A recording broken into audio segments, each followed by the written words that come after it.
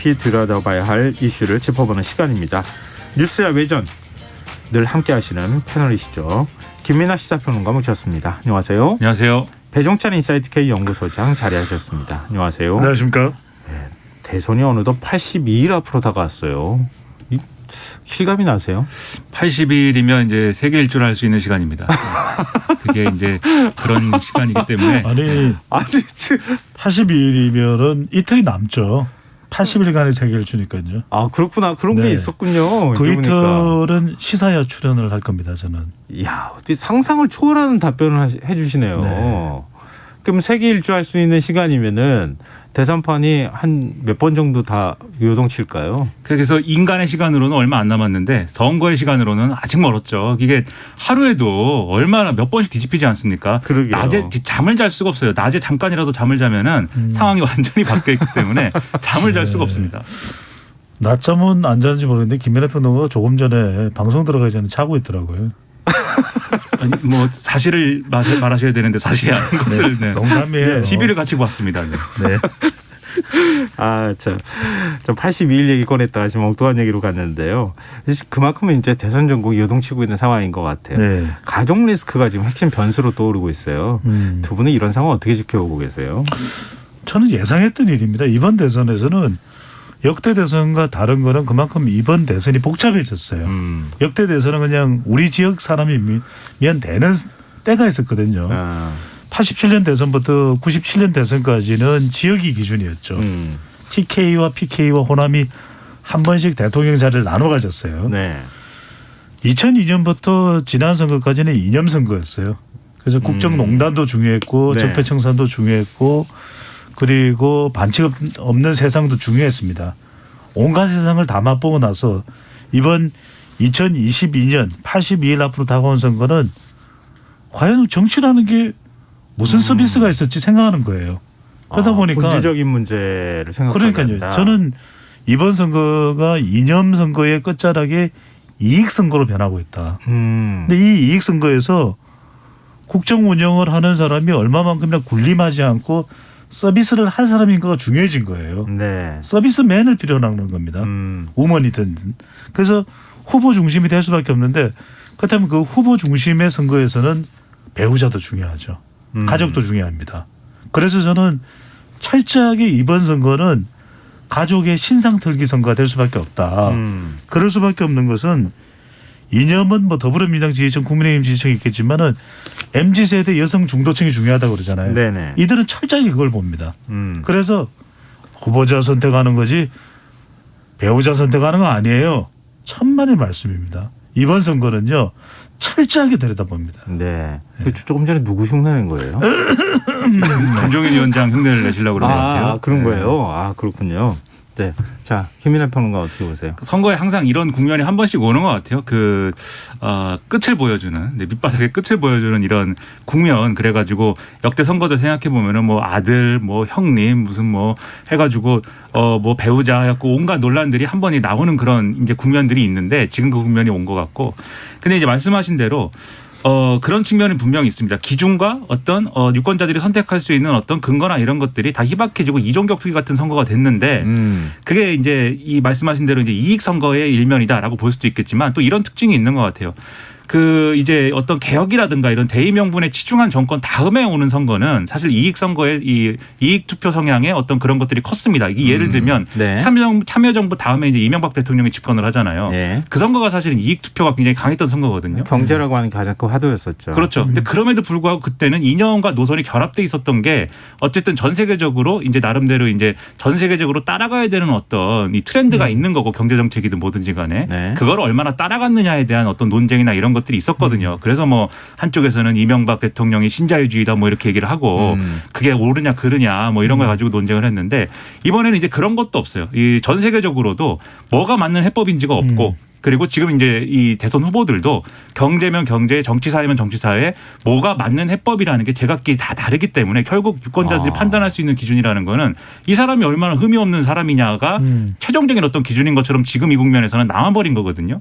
그래가지고 역대 선거에 다 이런 국면이 한 번씩 있긴 있었지만 이번이 더 심각하게 이렇게 느껴지는 것이기도 한데 특히 뭐 인터넷이 발달하고 하니까 이제 더 심해지는 것 같습니다. 그래서 이거를 어떻게 슬기롭게 유권자들이 좀 이 생산적으로 소화할 수 있느냐 시사에 달렸다라는 거죠. 네. 아니 두 분 말씀 두 분 말씀 듣다 보니까 왠지 이렇게 시야가 확 넓어진 느낌이었어요. 저는 네, 진짜로 지금 국제사회 리더십이 없어져 버렸잖아요. 그렇죠. 미국이 이끌어가는지 뭐 중국이 이끌어가는지 잘 모르는 상황이고 오히려 뭐 이익을 가지고 미국과 중국이 막 다투고 있는 상황이고 지금 미얀마를 돌보는 국제사회에 경찰 국가가 없잖아요. 그렇죠. 그런 것도 그렇고요. 그리고 유럽도 역시 마찬가지고. 그럼요. 코로나 바이러스에 제대로 대응하는 모습을 보이는 국가도 사실은 없다고 허둥지둥하는 모습이고. 네. 그렇다고 해서 뭐 국제사회가 코로나 대응에 공조해가지고 과거처럼 뭐 유엔 차원이든 세계 보건기구 차원이든 아프리카를 돕겠다고 나서는 것도 아니고 네. 경제도 지금 어떻게 갈지 아무도 예측하지 못하는 굉장히 혼란스러운 상황이 그대로 우리 대선에도 재현되고 있다. 그러니까 혼란과 불신이기 때문에 선거도 지금 그래서 네거티브 또 비호감이 더 커질 수밖에 없는 것이고 네. 심지어는 관련된 조사들이 쭉 나오는 추세를 보더라도 후보자뿐만이 아닙니다. 배우자도 비호감이에요. 그러니까 이건 더 호감이 가는 후보를 선택하는 것이 아니라 방금 전에 김민하 평론가가 너무 잘 이야기를 했는데 예. 누가 조금이라도 덜 문제가 없느냐. 그러니까 더 나은 상품을 선택하는 것이 아니라 더 문제가 조금이라도 그래도 없어 하는 후보를 선택할 수밖에 없는 선거가 됐다는 게 우리에게 너무 가슴이 아픈 거죠. 네. 근데 이런 얘기를 하면서도 항상 마음속 한 구석에는 그런 생각이 있어요. 그래도 정치. 네. 그래도 매우 정치는 정말 중요하다. 우리가 지금 비호감 선거다 이렇게 너무 지나치게 부정적으로 바라보지 말고 그러면 안 되죠. 어찌 됐든 간에 우리 상황 속에서 최선을 다해서 후보를 뽑고 그리고 정치가 좋은 방향으로 흘러갈 수 있도록 국민들이 적극적인 참여의식을 발휘할 필요가 있다. 그게 다 우리 공동체가 앞으로 가야 할 길이니까요. 그럼요. 그 역할을 우리 시사회가 하는 거죠. 예, 뭐 네. 그런 역할을 할 수만 있다면 저희가 열심히 하도록 하겠습니다. 그 중심에는 김성환 평론가가 있는 겁니다. 네. 뭐 한마디가 끝나면 두세 마디씩 나가니까. 네. 자, 그러면 다시 가겠습니다. 자꾸 옆으로 빠지니까 제가 자꾸 이렇게 데리고 들어오잖아요. 예. 국민의힘 윤석열 후보가 부인인 김건희 씨 허위 이력 의혹이 불거진 지 사흘 만에 대국민 사과를 했어요. 어제까지만 해도 이전에 밝힌 것으로 뭐 공식 사과를 가름할 것처럼 후보가 얘기했는데 또 그 이전에는 후보가 막 화를 내기도 하고 이런 모습들을 보이기도 했는데 이렇게 급변하는 태도를 보여서 결국은 어찌됐든 간에 오늘 공개 사과하는 모습을 네. 보였어요. 윤 후보의 사과 어떻게 보셨습니까, 두 분은? 왜 그랬을까? 지지율 때문인 거죠. 다른 이유가 아니라 오늘 우리가 이제 지지율 소개를 해드릴 수도 있을 텐데 그냥 추세만 말씀드리면 이재명 후보가 앞서는 조사들이 발표가 된다는 거예요. 네. 뭐 오차 범위 내일 때 그걸 이겼다 졌다고 할 수 없지만 그런 이유가 왜 그랬을까? 왜 그런 결과가 나올까? 예. 다른 이유를 찾기 어려워요.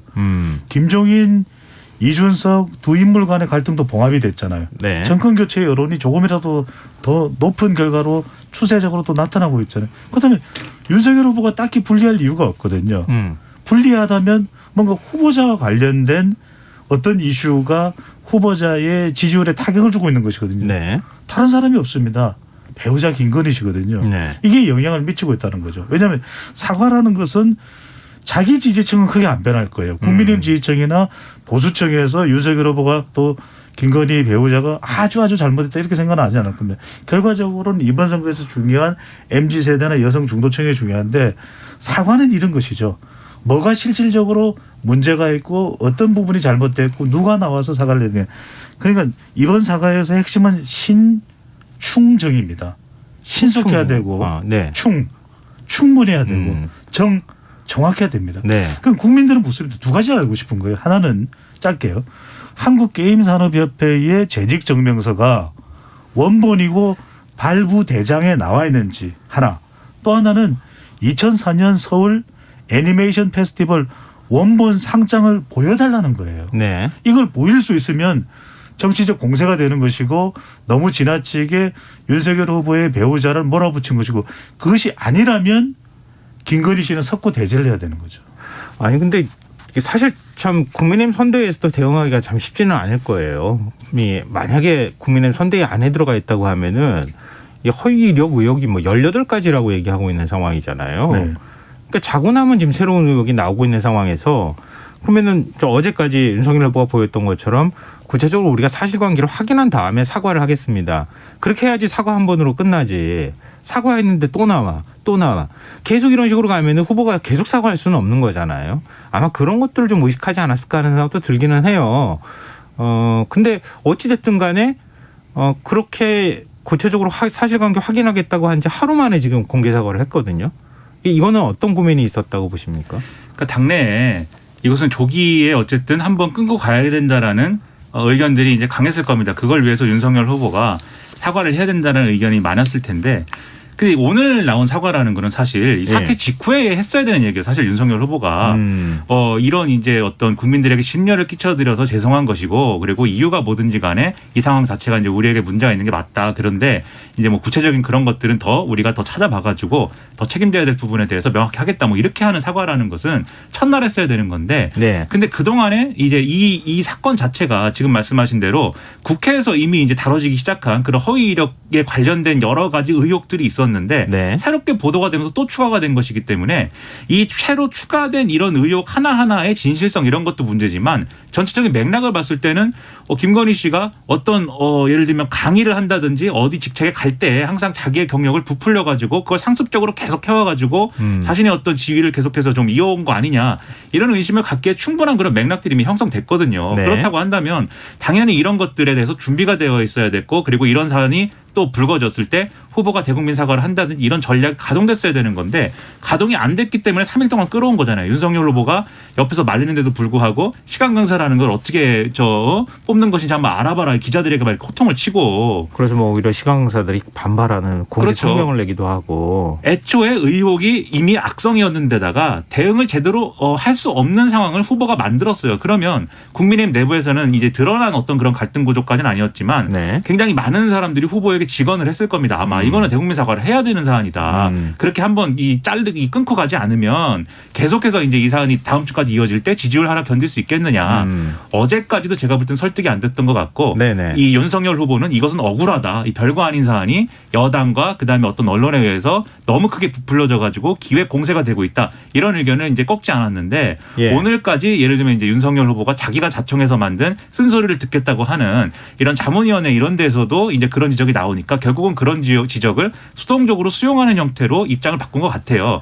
제가 볼 때는 윤석열 후보가 이걸로 대응 방식을 바꾸는 첫발이 된다고 하면 그래서 이 의혹들을 인정하고 사과를 하고 국민들을 안심시키고 그런 쪽으로 앞으로 가겠다라고 하는 거면 이것도 긍정적이 될 수 있는데 그런 게 아니라 여기까지 사과했으니까 끝이고 다음에 이 얘기는 더 이상 하지 않겠다. 이렇게 가는 거라면은 이건 오히려 또 악재가 이어질 수도 있는 그런 사안이라고 생각을 합니다. 그러면은 윤석열 후보가 얘기했던 기획공세다, 이른바 공작이다. 이런 시각에 대해서 어떻게 보세요, 두 분은? 이건 이런 의혹에 있어서 가장 중요한 것은 팩트 체크입니다. 팩트 체크. 팩트 체크를 해봤는데 전혀 사실 무근이라면 그것이 공세일 수 있겠죠. 그러니까 하나만 하면 됩니다. 부인인 김건희 씨에게 전화를 해서 여보 나한테만 이야기를 해봐. 2004년 서울 애니메이션 페스티벌 상장 있어 없어? 그것만 이야기해봐. 없어요. 그래? 없어? 그건 잘못한 거잖아요. 허위잖아요. 그거는 아니 그 돋보이고 싶은 욕심 때문에 그랬던 거라고 얘기했잖아요. 그건 말이 안 되는 이야기죠. 그거 하나만으로 허위가 확인되는 겁니다. 그다음에 본인이 직접 전화를 해보면 됩니다. 윤석열 후보입니다. 한국게임산업협회입니까? 발부대장에 김건희 기획이사로 발부된 게 있습니까? 금방 확인 가능해요. 없다잖아요. 뭐가 없다고요? 모른다잖아요. 아무도. 누가요? 그 지금 협회나 연합회에 있었던 회장이 없다는 거잖아요. 없다는 거잖아요. 없다는 거면 근데 당사자는 기억나지 않는다고 하니까. 아니 당사자는 기억이 안 난다고 하고 너무 오래된 일이어서 기록은 없다고 하고 이 서류도 없다고 윤석열 하고. 후보는 그때 비상근으로 일을 하긴 했다고. 이거 자체가 말이 안 되는 그 거죠. 사실을 아는 사람은 김건희 씨 혼자고. 그러니까 이게 완전히 미궁에 빠져버렸습니다. 그러면은 문화체육관광부에서 기록을 가지고 있는데 기록이 없습니다. 그러는데 아니 내 와이프는 있다잖아요. 내 와이프는 있어요. 이걸 믿어야 되나요? 지금 그런 대응을 한 거죠. 윤석열 후보가. 이건 경천 동지할 일이에요. 그래서 저는 이렇게 가면 안 된다. 네. 빨리 아닌 건 아니라고 이야기를 하면 되는 거예요. 팩트 체크를 하고 사과를 표명하고 책임을 약속하면 돼요. 시효가 남아있고 여기에 대해서 업무 방해든 어떤 책임을 져야 된다면 그거는 이 정부의 현 정부입니다. 검찰총장을 지낸 야당의 유력 대선 후보로서 어떤 처벌도 달게 받을 수 있고 그것은 법대로 가는 것이고 성역은 없다. 그걸 천명해야 되는 거죠. 그러니까 지금 어제까지 태도 오늘 이제 사과를 했지만 오늘도 지적받고 있는 부분이 구체적으로 무엇을 잘못했는지에 대한 내용을 밝히지 않고 있다. 이 얘기는 윤 후보나 지금 배우자 김건희 씨가 어찌됐든 우리는 다 뭐 부분은 모르지만 전체는 허위가 아니 거짓이 아니다라고 얘기했던 기존의 입장에서 크게 달라지지는 않았다.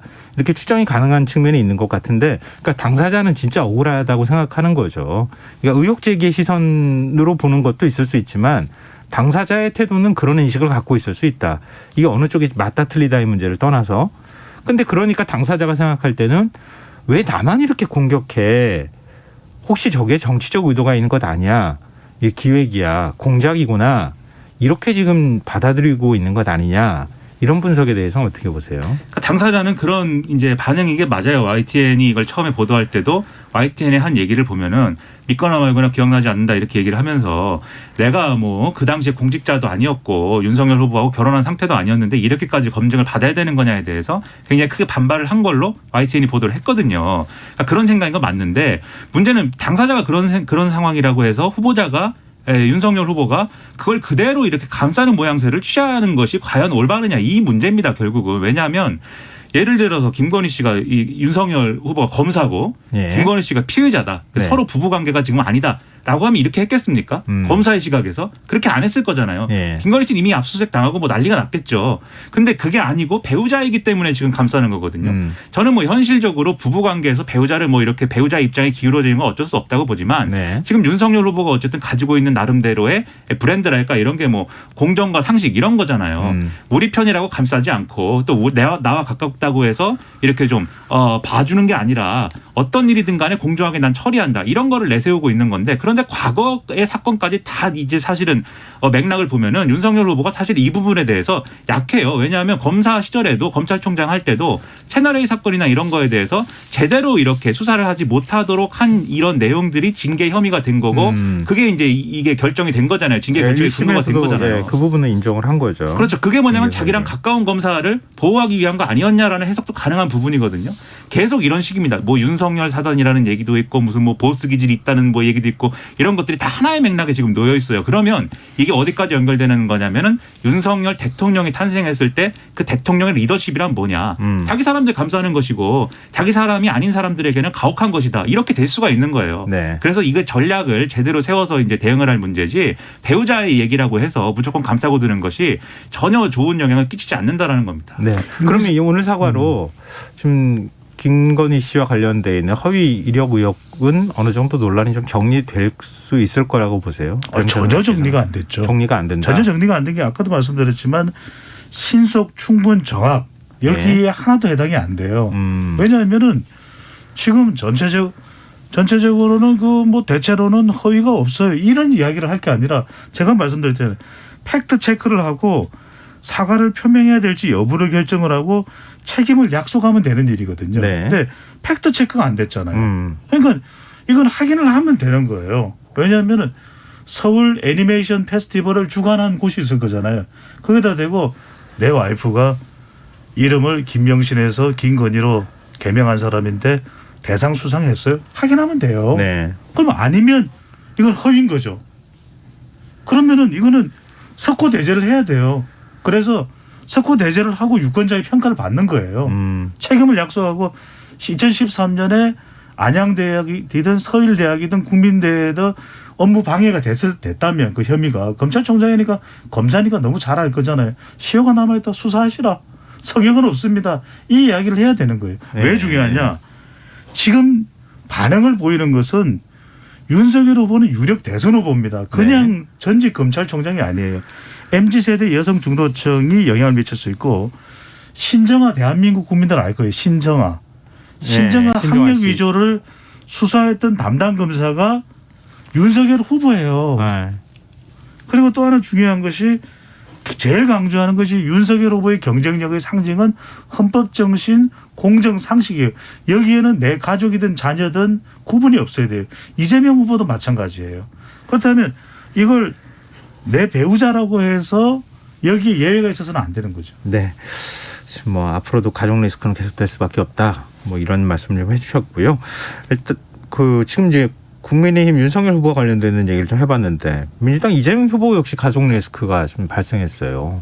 사실은 아마 이거는 전혀 생각을 못했다고 얘기하시는 분들도 있을 것 같아요. 장남이 불법 도박을 했다는 사실이 조선일보 보도를 통해서 의혹 제기가 됐고 의혹 제기하자마자 이재명 후보가 사과한다 이런 사실 불법 도박을 했다는 사실까지도 인정하고 거기에 따르는 사법적인 어떤 책임이 있다면 책임까지 지겠다.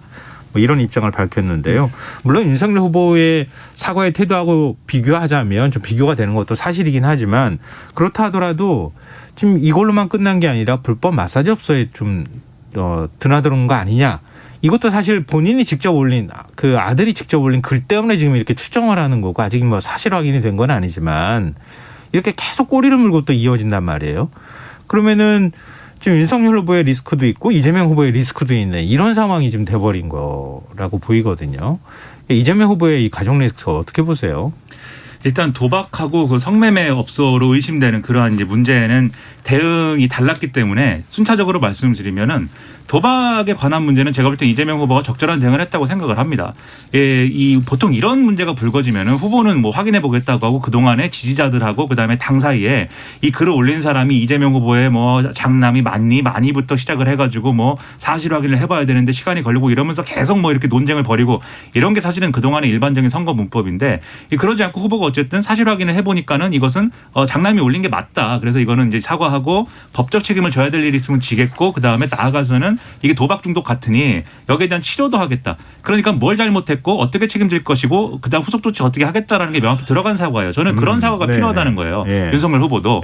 이재명 후보가 여기에 대해서는 저는 대응 잘했다고 보는데 이 도박에 관련된 문제를 어떻게 평가할 것이냐의 문제에 있어서는 저는 이제 후보 배우자의 문제와는 좀 성격이 다르다고 생각을 합니다. 그래서 어디까지 검증할 것이냐. 그렇죠. 이 배우자의 문제는 결국은 예비 영부인의 성격이 있기 때문에 그 기준에서 이제 평가를 해야 될 부분이 있는데 아들은 그렇지가 않잖아요. 다만 이 이재명 후보가 경기도지사하고 성남시장을 역임을 했기 때문에 혹시 이 장남이 도박을 하기 위한 자금을 뭐 이렇게 끌어다 쓰고 하는 과정에 경기도지사인 또는 성남시장인 아버지의 어떤 위세를 이용했다거나 그런 게 있다라고 하면 그건 이제 큰 문제겠지만 지금 나온 의혹은 그런 것이 아니지 않습니까? 혼자 이제 인터넷 사이트나 이런 데 들어가 가지고 막 도박을 하면서 후기를 올리고 뭐 이런 것이었기 때문에 여기까지는 이제 속썩이는 아들의 문제예요. 여기까지는. 그래서 속썩이는 아들 어떻게 할 거냐 이 차원의 여론일 거고 성매매는 이거는 제가 볼 때는 이 올렸다는 글을 보면 어쨌든 어느 업소에 가가지고 후기를 작성한 게 맞잖아요. 네. 그 글을 보면 그 글을 완전히 처음부터 끝까지 지원해가지고 쓴 게 아니라고 한다면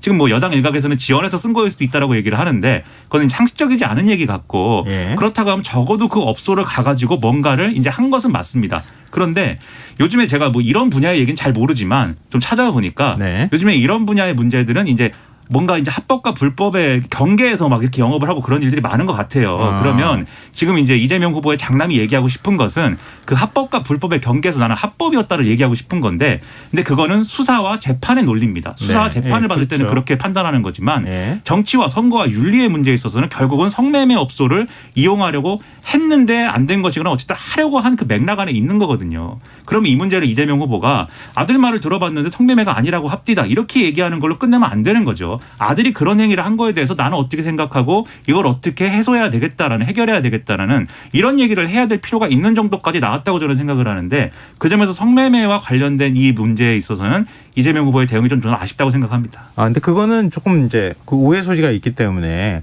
그러니까 그 부분에 대해서까지 사과를 했는데 그걸 사실 확인을 해볼 방법이 마땅치 않으니 아들의 얘기를 믿을 수밖에 없는 게 뭐 현실이다. 사실이 그거밖에 사실 믿을 수 있는 방법이 없는 거잖아요. 현실적으로 그걸 검증하기도 참 쉽지 않은 문제일 듯하고 그래서 이제 그런 입장을 밝힌 거 아닌가 싶은데요. 그거에 대해서도 대응하는 방법은 뭐 국민께 사과하는 거 외에는 사실 달리 방법은 없는 거잖아요.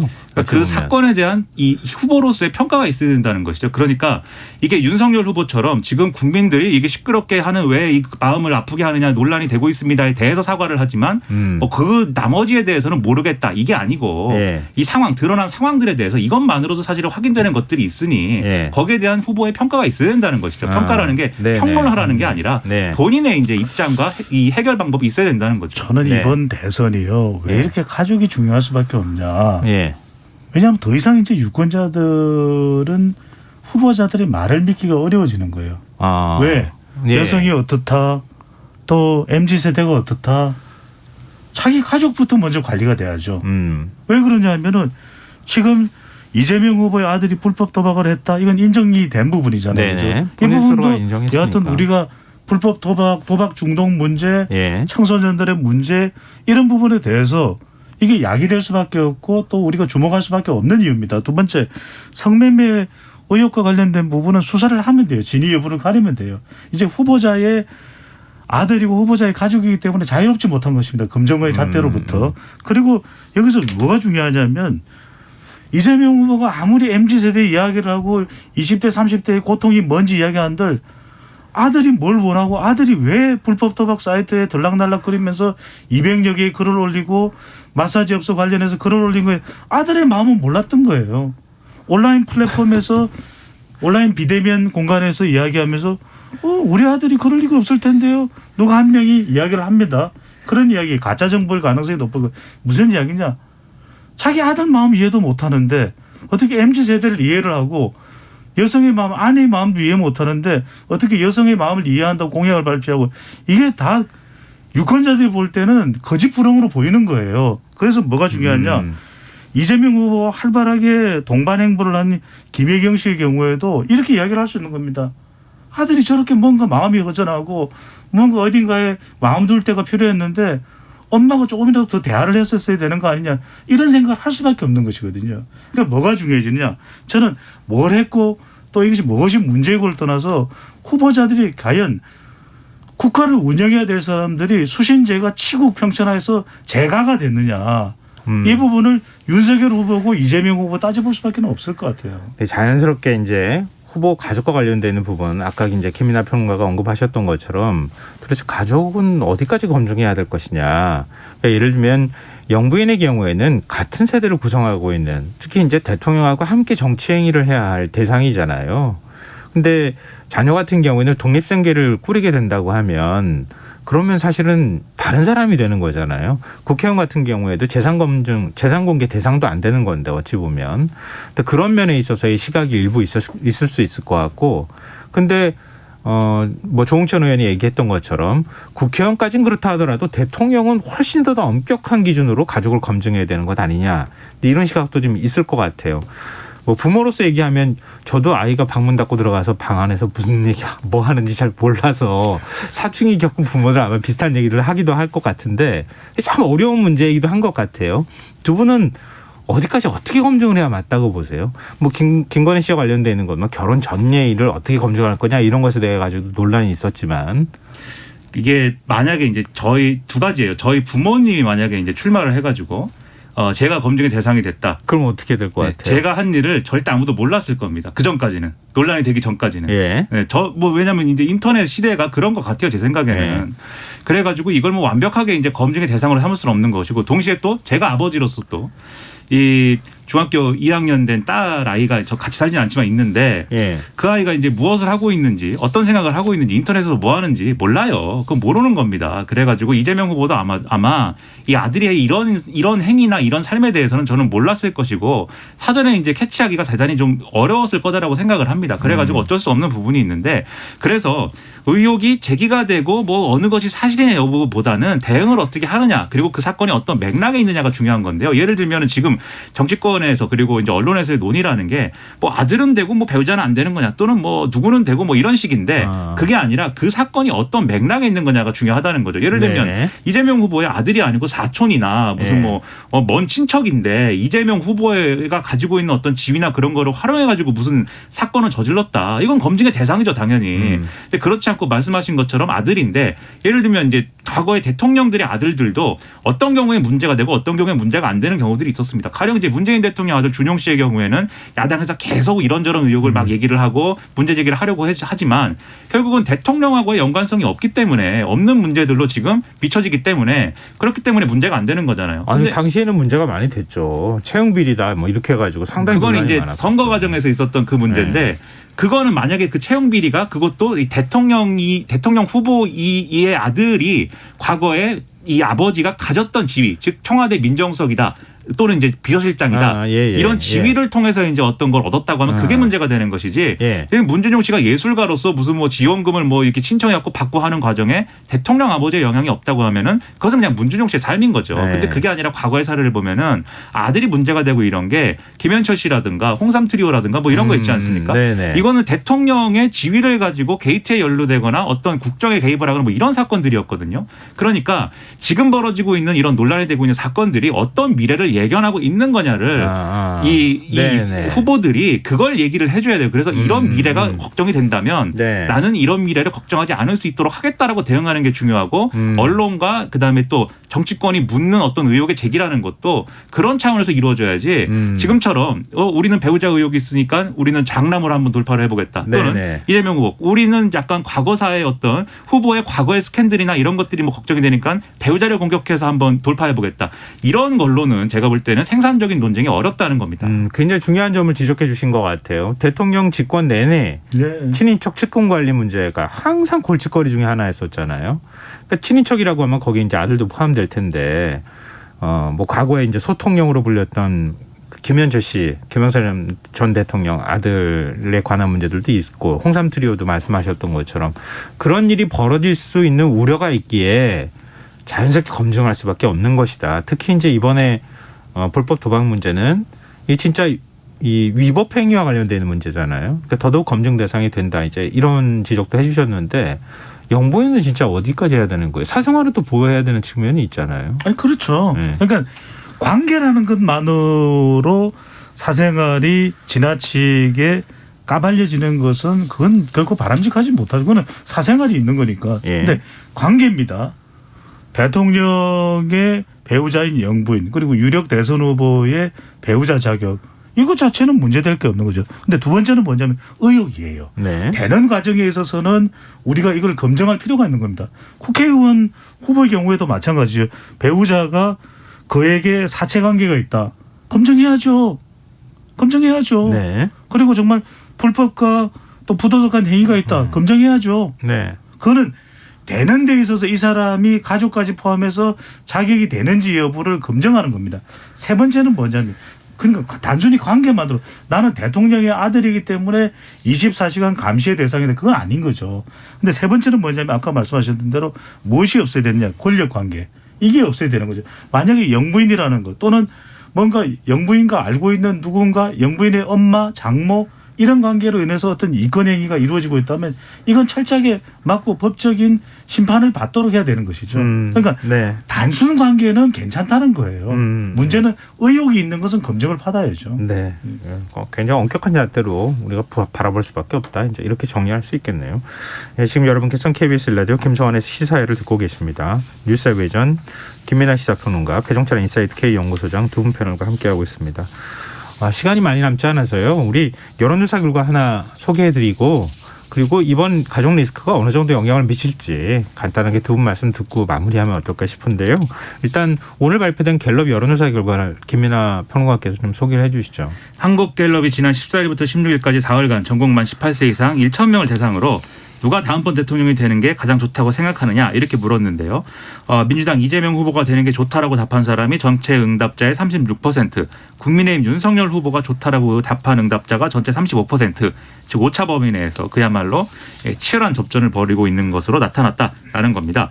2주 전에 동일한 조사에서 두 후보는 이제 36% 동료를 기록했는데 이번 조사에서는 1%포인트 격차가 났다고 해서 이 조사에서는 이제 최소한 이제 계속해서 이제 좀 접전이 이루어지고 있는 그런 상황인데 단 이재명 후보가 앞선 결과가 나온 것은 이제 8주 만이라고 하니까 네. 뭔가 흐름에 있어서는 이제 좀 변화되는 그런 기류들이 있다라고 볼 수가 있는 것이죠. 네. 이재명 후보가 앞서는 결과가 나왔다고 말씀드렸는데 윤석열 후보는 하락세가 이제 지속되고 있다 이렇게 볼 수가 있겠는데요.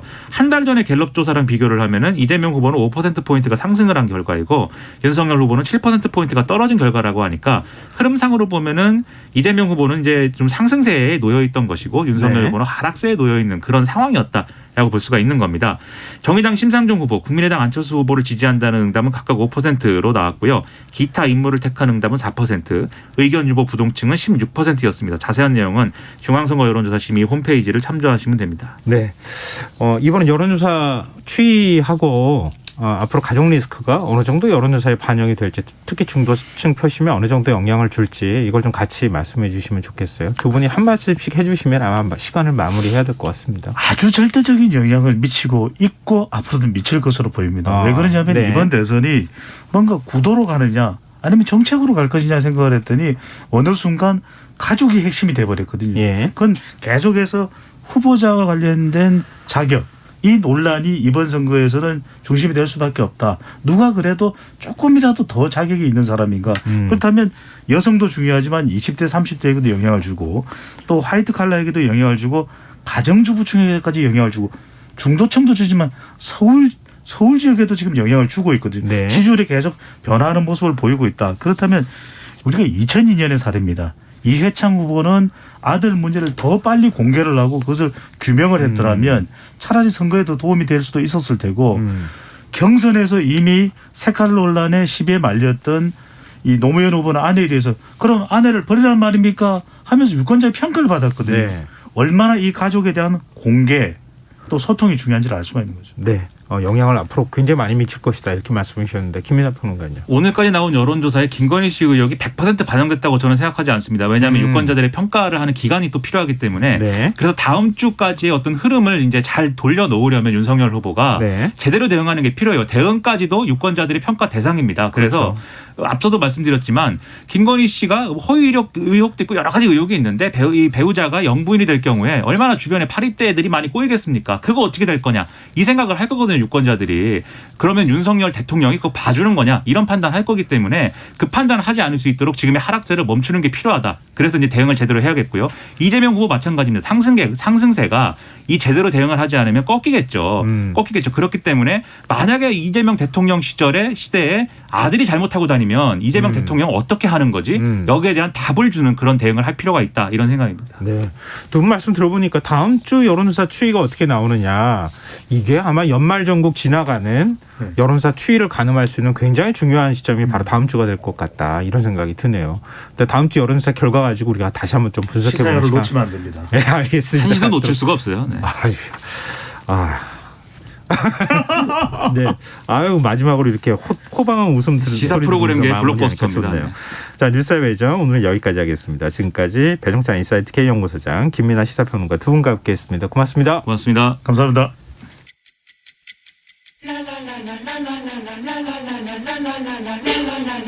바쁜 당신을 위해 준비된 밤 시사야 시사평론가